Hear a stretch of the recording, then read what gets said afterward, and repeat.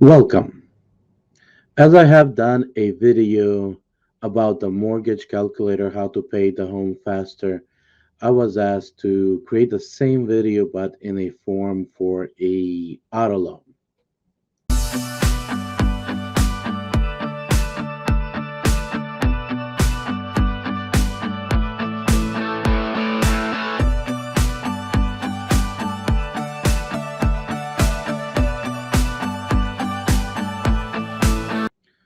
So first I want to actually bring something to you guys' attention.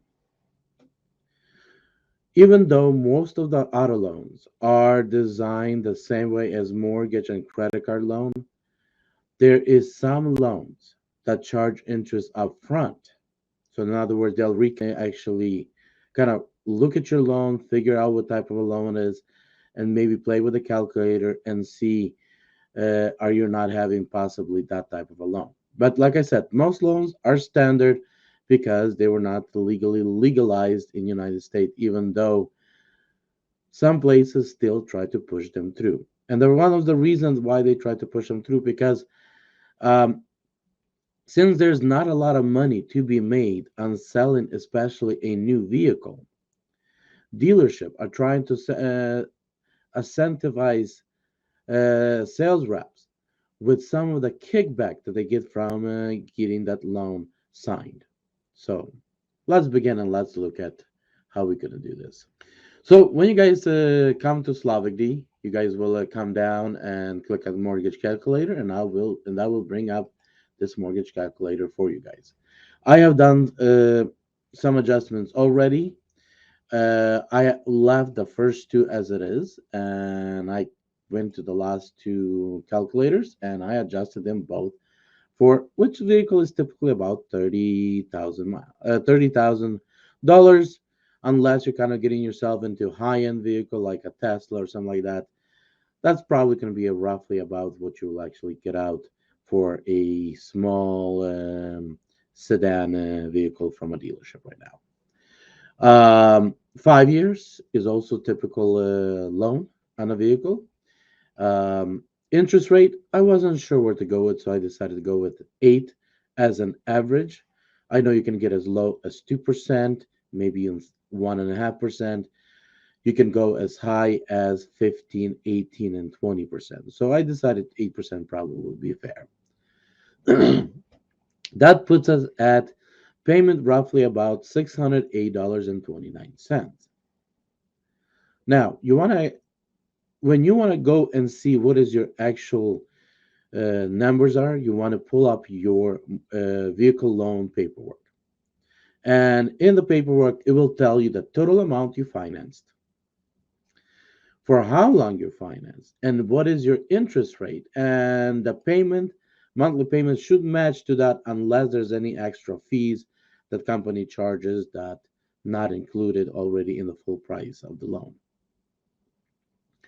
which you will, I put it here, 59 months, 60 months is where 5 years you'll actually get that loan paid off. So all of that, as you can see, all matches across the line.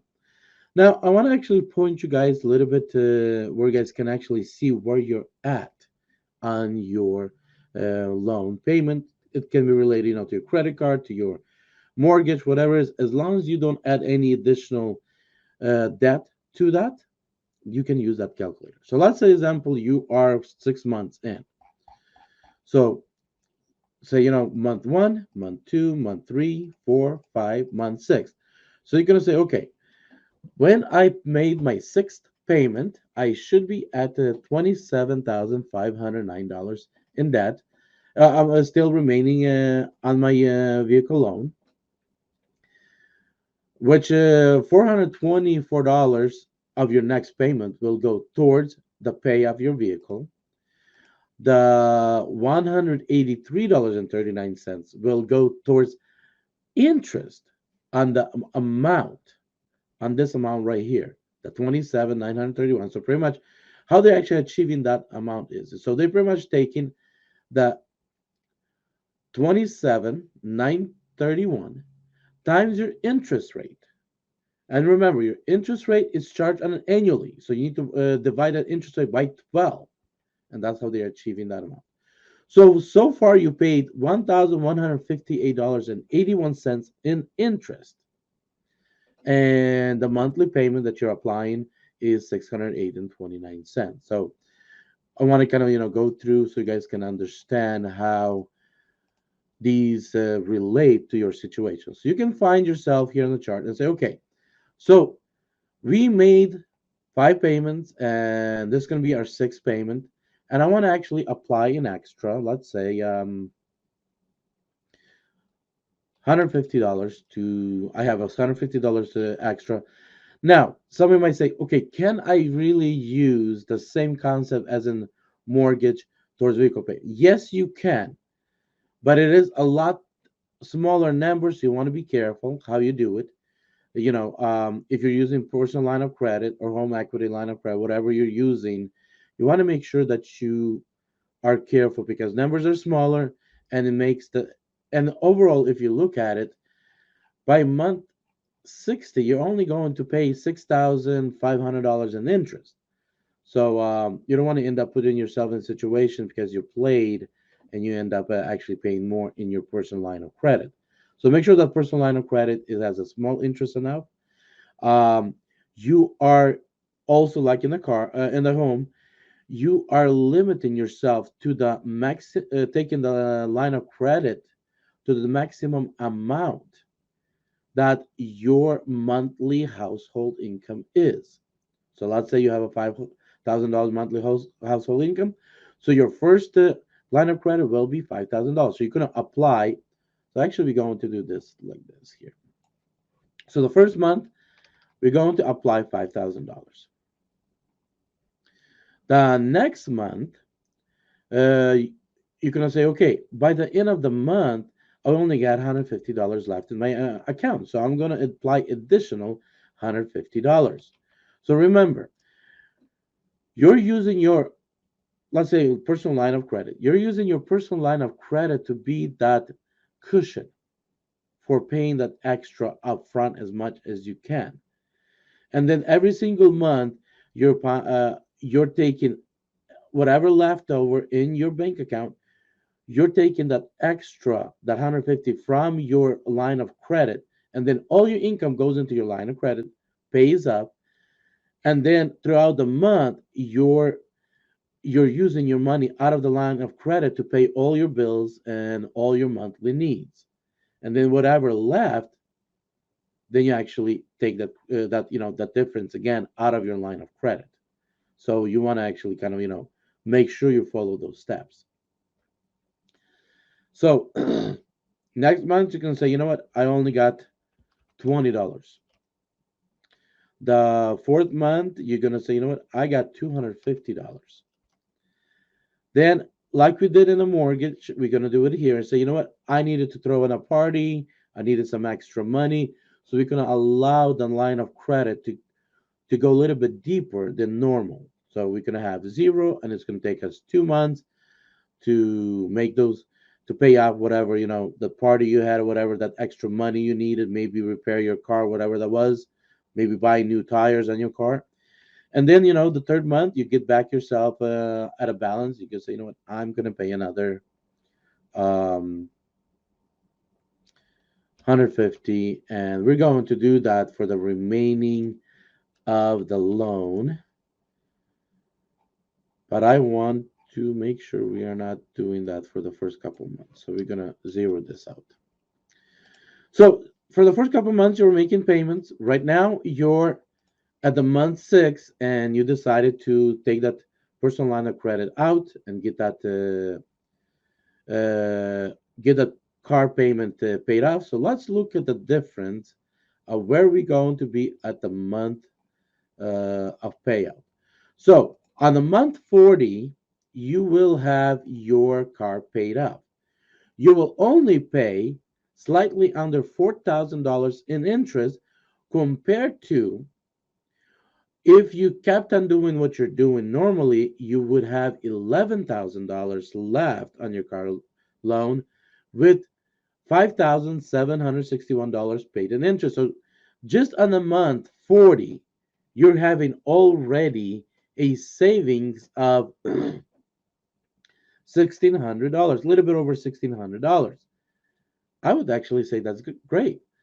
But if you then took that 600 plus the 150, which would be actually $758, and you put in under 8% interest, by the month 60, you will already have $15,000 in your investment account compared to just getting your car paid off on that month 59. So I just want to kind of, bring you guys to the attention that yes, you can and you can be successful at it and you can do it. I just hope you guys understand the structure mechanism of it. And the way we just calculated your where you're at, you would do the same thing with your mortgage. So, you would find where you're at and you would actually proceed with it. Now, how you get your own calculator so you don't so nobody doesn't come in and ruin it as they try to play with the numbers. You go to file and make a copy. And we'll make a copy under right now your Google email account. So then you can always access it and right now play your numbers and always adjust your numbers. That's why I created multiple calculators here where we have four. So you can, play with various different numbers and have examples for yourself and you can keep those examples. So definitely, look into it, play with it. Same thing, with the credit card. As long as you don't, keep on using your credit card, process is very simple and same. Um, and like I said, percentage, the APR, which the smaller the percentages, the less interest you're going to pay, and the less you will have an interest impact. But bottom line is, if you can figure out a way how to get a personal line of credit, attach it to your bank account, and make your personal line of credit as an overdraft protection without any extra fees, you can do this literally with anything. And then apply that. Even so, let's say you don't have any debt, you still nice to have a personal line of credit where it's over protected overdraft. So let's say one day you wanted to go and get yourself, let's say, a new furniture for the house, or you wanted to do some remodeling. You take that loan on that personal line of credit. You take those money out, and then you start paying in. So every time you get your uh, paycheck, you deposit it into your personal line of credit, and then throughout the month you pay your bills out of the line of credit, and then at next check you get applied again towards your personal line of credit. So if you start living that life, and this is probably going to be the last video of this series.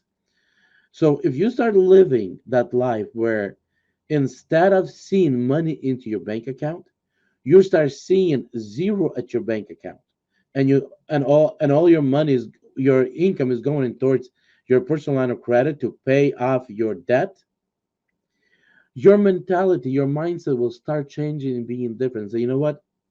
I cannot afford this. I cannot afford that.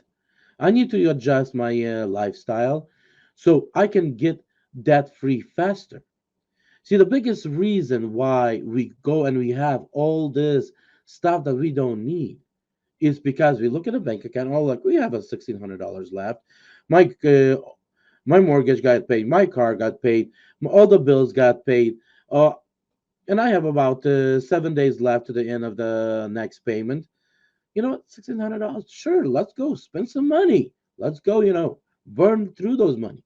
But if we look at our bank account and we constantly see a zero balance, and then we look at the personal line of credit and we see a constant debt, a debt that actually costs us, our mindset will start changing and we will start focusing on getting that paid off.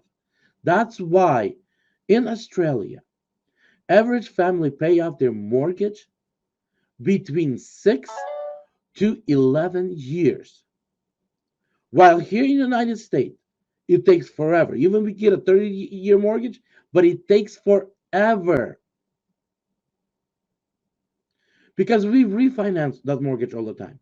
That's why it takes 5 to 7 years to pay off our car loans. That is, if we won't even refinance those. That's why we constantly using credit cards because we are not seeing. When we look at our bank account, we see positive number, even though that bank account number that shows us our balance does not reflect our debt. But when we add up all our debt, we start realizing that we are in really bad shape. But who cares? We have positive amount in our bank account. So if you start living a different concept, start living that Australian concept where Australian, when he looks at his bank account, he never sees a positive number until everything is paid off. Because he's buying whatever he's buying against his checking account.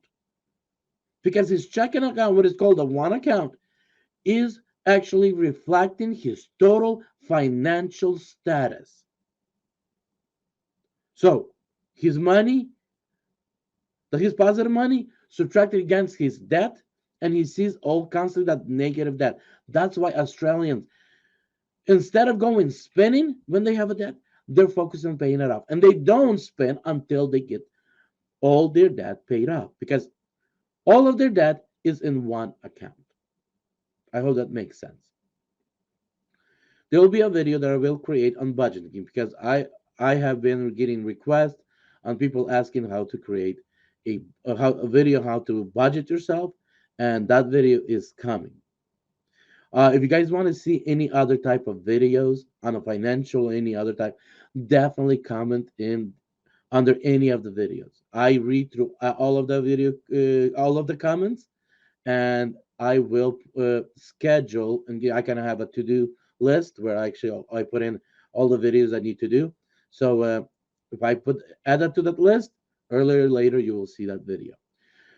There's also a series of videos will be coming. I just not sure when yet, where I will be reading through the terms and conditions of these apps, and I will be kind of commenting, and in some areas possibly even explaining, so you guys can actually understand the terms and conditions as you go out and do your gig business. So, guys, be blessed, be successful. If you guys have any questions, I can go over and answer those questions. If you guys want me to actually go in more in detail on Tuesdays, which right now I transferred my live stream to Tuesday mornings, definitely join in. And after we get the giveaway, go through the giveaway, I can actually sit down and we can actually go through and answer questions on the mortgage and any other type of a video I had, and we can actually go into detail. So be blessed, be successful, and remember, you are the only one in control of your family's financial future. Be blessed.